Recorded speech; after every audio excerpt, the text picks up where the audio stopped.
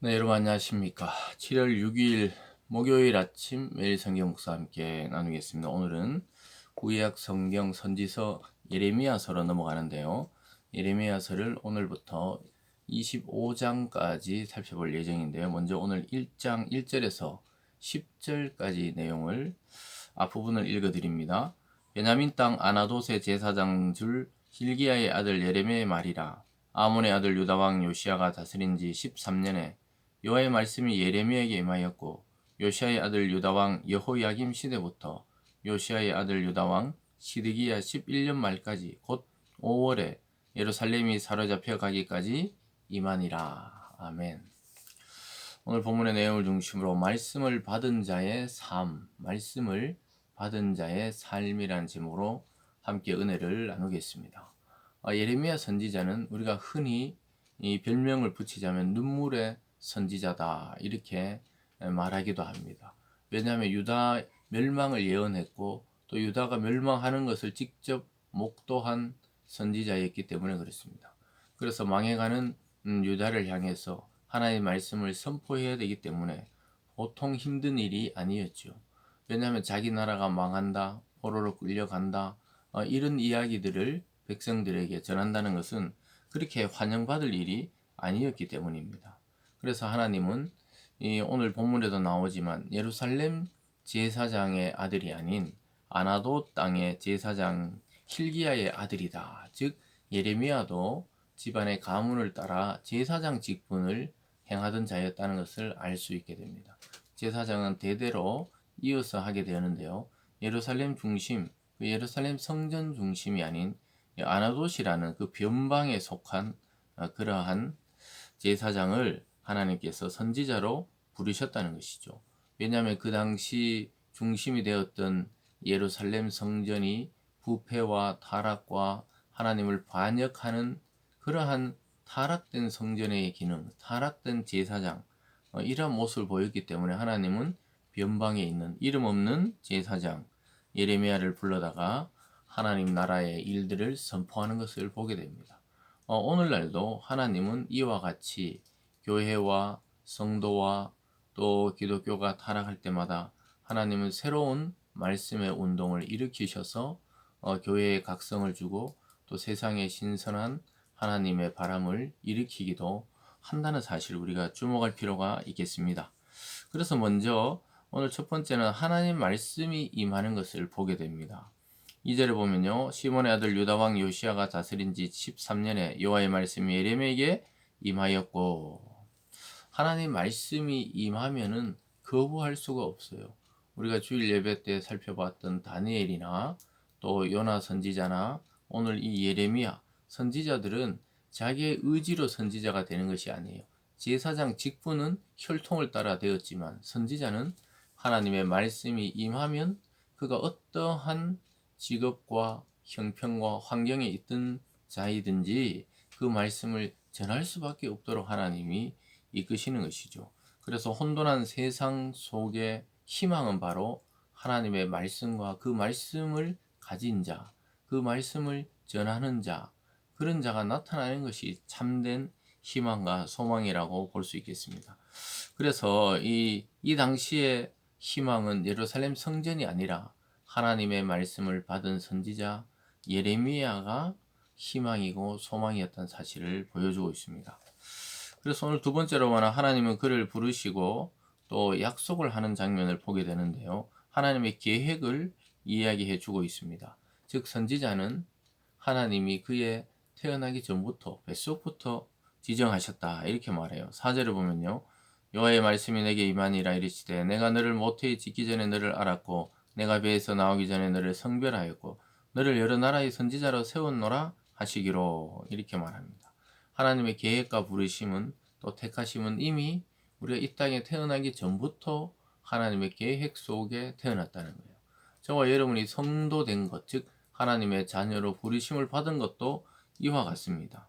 우리가 이 계획대로 우리의 작정대로 우리가 의지대로 하나님을 믿게 된 것이 아니라 어떻게 보면 우리 각 사람의 삶을 계획하고 이끌어 가시는 분이 하나님이란 사실을 알게 됩니다. 그래서 우리는 어쩌다가 그냥 이 시대에 태어나서 또 남자와 여자로 또는 이러한 직업으로 이렇게 살아가게 된 것이 아니라 하나님의 정확한 뜻과 계획 속에 이 시대에 또 이러한 환경에 또 이러한 사람으로 우리는 살아가게 되었다는 것이죠. 그래서 하나님의 뜻이 있는 삶입니다. 저와 여러분은 특별히 그리스도 안에서 하나님의 자녀로 택함 받은 것은 하나님의 거룩하신 계획과 뜻 속에 저와 여러분이 이렇게 부름을 받았다는 사실을 잊지 마시기 바랍니다. 그래서 우리에게 이런 삶을 맡기신 이유가 있어요.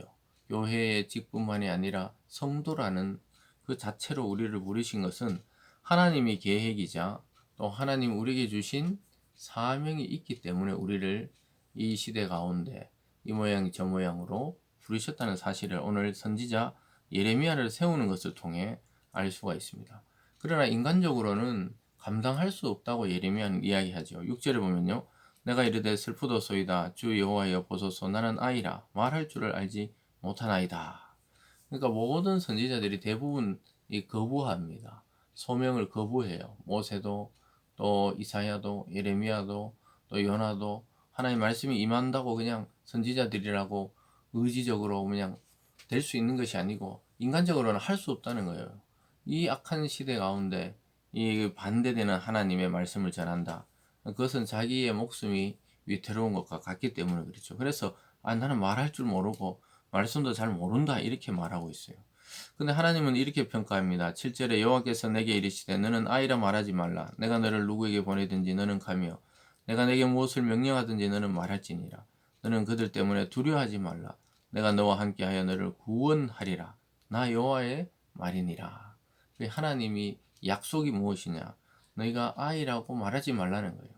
네가 어디를 가든지 누구에게 보내든지 내게 명령한 사람이 바로 나기 때문에 내가 너에게 말을 줄 것이고 또 그들 때문에 두려워할 필요도 없다는 거. 왜냐? 만주의 주여 능력의 하나님이 함께 하겠다고 이야기하면서 반드시 너를 동행하고 구원하겠다고 약속하고 있습니다. 저와 여러분이 아무리 어려운 시대가 닥치더라도 하나님의 이 약속은 변함없습니다. 우리와 함께 하시는 임마누엘의 하나님이시고 저와 여러분을 어떠한 형편과 환경에서도 구원해 내실 수 있는 분이라는 사실을 기억할 수 있기를 바랍니다. 그러면서 하나님은 그를 부르신 목적에 대해서 다시 한번 말합니다. 9절을 보면요. 여호와께서 그의 손을 내밀어 내 입에 대시며 여호와께서 내게 이르시되 보라 내게 내 말을 내 입에 두었노라. 보라 내가 오늘 너를 여러 나라와 여러 왕국 위에 세워 내가 그것들을 뽑고 파괴하며 파멸하며 넘어뜨리며 건설하고 심게 하였느니라 하시니라. 말씀을 마음에 품고 말씀대로 사는 사람을 통해 하나님은 결국 이 세상에 그릇된 것을 부시고 하나님의 나라를 세우겠다고 약속하고 있습니다. 그래서 하나님이 말씀을 네 입에 두었다는 거예요. 저와 여러분은 이미 복음을 알고 복음을 받았다는 사실을 잊으시면 안 돼요. 결국 우리의 입술을 통해 하나님의 나라는 확장될 것이고 생명의 구원의 통로가 될 것이기 때문에 오늘 또 여러분들의 그 말 한마디 또 삶의 행동 하나하나 또 우리의 옆에 있는 자들에게 베푸는 그 은혜의 말씀을 통해 누군가는 구원에 이르게 되고 누군가는 하나님을 알게 되고 누군가는 또한 그 말씀을 거부함으로 그 자체로 심판을 받게 된다는 사실을 기억할 수 있기를 바랍니다. 오늘 말씀을 통해 우리는 하나님 말씀을 맡은 자들답게 이 시대 복음을 맡은 자들답게 우리의 삶의 그 자리에 그 삶의 현장에서 하나님 말씀에 순종함으로 하나님의 역사가 여러분과 또 저와 우리 모든 교회 공동체를 통해 드러날 수 있기를 바랍니다. 기도하겠습니다. 사랑의 하나님 아버지, 참으로 어렵고 힘든 시대에 예레미야는 하나님의 사람으로 부름을 받았습니다. 오늘 이 시대에도 복음을 맡은 자답게 또 이 예레미야를 통한 하나님의 계획을 말씀하셨듯이 우리의 삶과 우리의 입술을 통해 하나님의 역사가 이 세상에 드러나게 하여 주시옵소서. 감사드리며 예수님 이름으로 기도드리옵나이다. 아멘.